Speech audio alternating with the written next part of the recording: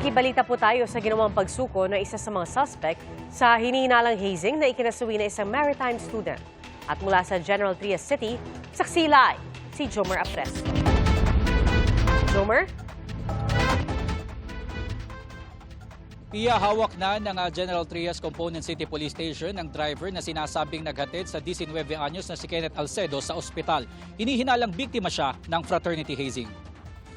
Sa isang mensahe na ipinadala sa atin ni Police Colonel Ariel Red, ang Provincial Director ng Cavite Police Provincial Office, kusang sumuko sa kanila ang sospek. Linggo ng gabi nang dumating sa isang ospital dito sa General Trias ang isang kotse na may sakay sa likuran na isang lalaki na walang malay. Sabi ng tatlong lalaki nagsugod sa pasyente, biktima siya ng hit and run. Nang mailabas sa kotse at mailagay siya sa hospital bed, ay agad siyang nilapatan ng cardiopulmonary resuscitation o CPR. Pero huli na ang lahat.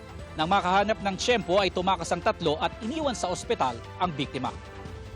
Pia, sa ngayon ay sinusubukan pa nating makausap ang driver para mabigyang linaw kung ano ang totoong nangyari sa biktima. Una namang sinabi ng pulisya na mayroon na silang ideya kung sino ang dalawang lalaki na kasama ng driver na naghatid sa ospital sa biktima.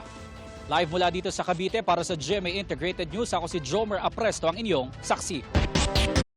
Mga kapuso, maging una sa saksi. Mag-subscribe sa GMA Integrated News sa YouTube para sa iba't ibang balita.